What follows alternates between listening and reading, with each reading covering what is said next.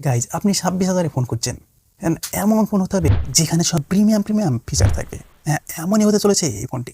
হ্যাঁ, এটি হচ্ছে মোটো 850, যা একটি মোস্ট ডিউরেবল ফোন, যেখানে IP68 ওয়াটার রেজিস্ট্যান্ট রয়েছে, মিলিটারি গ্রেড সার্টিফিকেট রয়েছে, ফ্ল্যাগশিপ ক্যামেরা রয়েছে, স্ন্যাপড্রাগন 7 জেন সিরিজ রয়েছে, 1.5K ডিসপ্লে রয়েছে। সো এত কিছু নিয়ে ফোনটি লঞ্চ করেছে মাত্র 26,000-এ। এটি অলমোস্ট একেবারে পারফেক্ট ফোন হতে চলেছে। চলুন ভিডিওটি শুরু করি। হ্যাঁ, শুরু করার আগে অবশ্যই চ্যানেলে নতুন হলে সাবস্ক্রাইব করে ভিডিওটিকে একটি লাইক করে। আর যদি বক্স কন্টেন্টের কথা বলি তাহলে এখানে রয়েছে সিম টেজেক্টর, ডকুমেন্টেশন, একটি হার্ড কভার যা প্রিমিয়াম কভার, চার্জিং কেবিল, 68 ওয়াটের অ্যাডাপ্টার। যদি ডিজাইনের কথা বলি তাহলে এখানে থাকছে ভিগান লেদার প্রিমিয়াম ডিজাইন, যা ফোনটির থিকনেস অনেক পাতলা করা হয়েছে। তবে এখানে সাইডে ফ্রেম এখানে মেটেল ইউজ করা হয়েছে।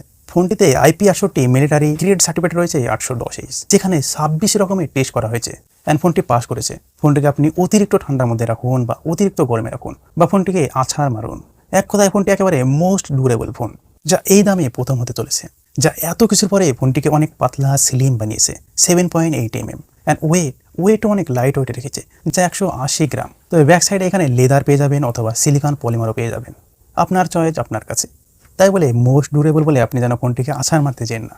হ্যাঁ, ফোনটিতে ডিসপ্লে রয়েছে OLED ডিসপ্লে 6.7 ইঞ্চির, যেখানে সাপোর্ট রয়েছে 120 হাইজ রিফ্রেশ রেট, HDR10 ব্রাচেস support, 1600 nits peak brightness, 1 billion colour, display রয়েছে 1.5K 1220x712 পিক্সেল 20/9 এর সঙ্গে।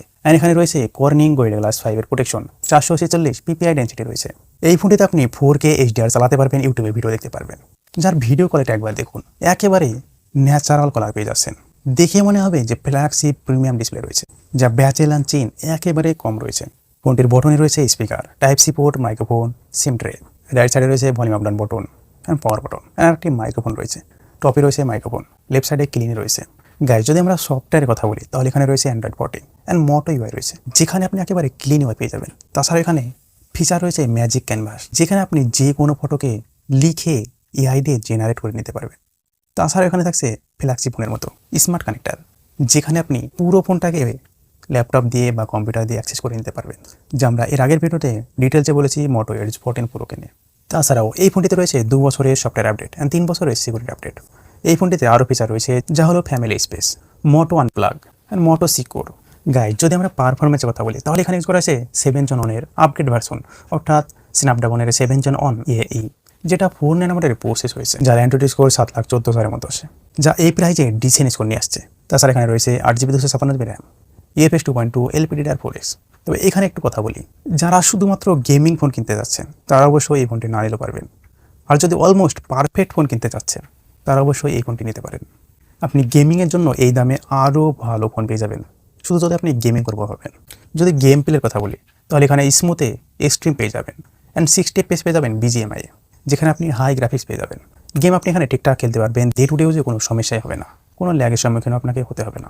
হ্যাঁ, আপনি এখানে ঠিকঠাকভাবে গেম প্লে করতে পারবেন, বাট বেশি এক্সপেক্ট করবেন না। এখানে রয়েছে 5000 mAh ব্যাটারি, 68 ওয়াটের ফাস্ট চার্জার, 15 ওয়াটের রয়্যাল চার্জার, 5 ওয়াটের রিভার্স অয়েল চার্জার থাকছে। তাছাড়া আমরা যদি ক্যামেরা নিয়ে কথা বলি তাহলে এই ফোনটি ক্যামেরা তো অনেক বেস্ট হতে চলেছে।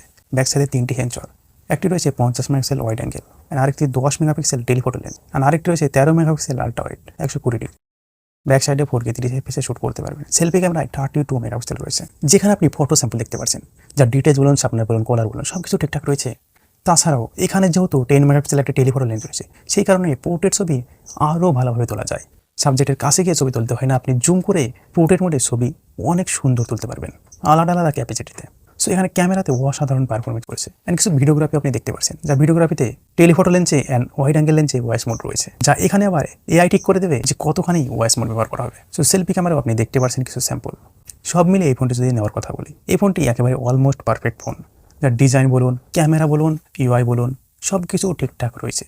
যারা অলমোস্ট পারফেক্ট ফোন খুঁজছেন তাদের জন্য অবশ্যই এই ফোনটি বেস্ট হতে চলেছে। বাট যারা শুধুমাত্র গেমিংয়ের জন্য ফোন নিতে চাইছেন তারা অবশ্যই অন্য ফোনের দিকে নজর দিতে পারেন, কেননা এর থেকেও ভালো পারফরমেন্স যারা ফোন এই দামে পেয়ে যাবেন।